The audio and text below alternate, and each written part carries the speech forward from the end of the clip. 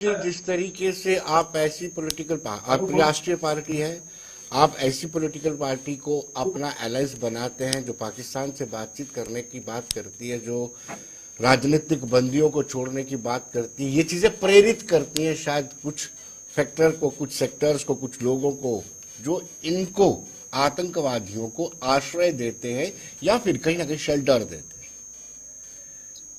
विनोद जी आभार। मैं आपके सवाल पर आऊंगा। पहले जरा मैं थोड़ा सा आपको बैकग्राउंड बता दूं।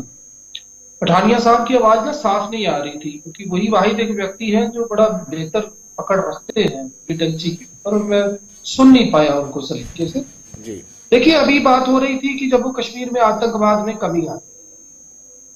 9 जून रियासी, 10 जून कठुआ, 11 जून डोडा, ये 3 डेट्स मैं आपको बता रहा हूं। और अगर ओवरऑल आप बात करेंगे तो जो आतंकवाद की विश्व गुरु ने कश्मीर से उखाड़ने का दावा किया था, वो जम्मू में किस तरीके से पनपी और उसके पीछे की वजूहात जो, खासतौर से जब ये बात कही जाती है कि सिक्योरिटी फोर्सेस ने बहुत बढ़िया काम किया, निश्चित तौर पर किया, लेकिन इन सिक्योरिटी फोर्सेस के पीछे जो लोग ब्यूरोक्रेसी में बैठे हैं वो कौन?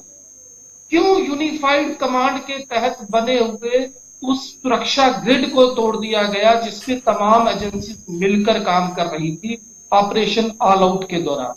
क्यों एकाएक लिथियम मिलने के बाद रियासी में जो आतंकवाद का रुख था वो जम्मू खित्ते की ओर मुड़ गया? और क्यों पीर पंजाल से लेकर वादिये चिनाब तक?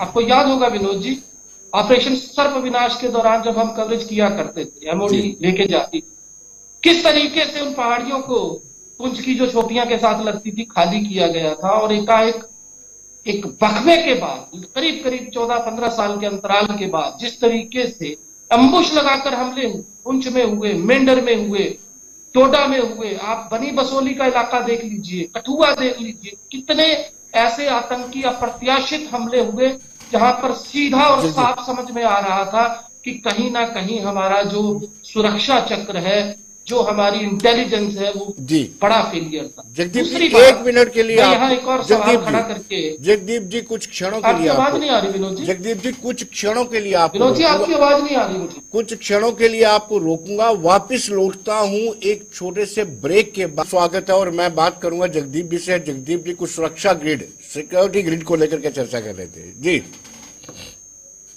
एक बड़ी अहम तरीन बात फिर से बता दूं। दरअसल दिक्कत क्या है, ऐसा नहीं है कि मैं विपक्ष से हूं तो मतलब हर मुद्दे पर हम क्रिटिसिज्म करेंगे, ऐसा नहीं है। अभी जब आतंकियों की संख्या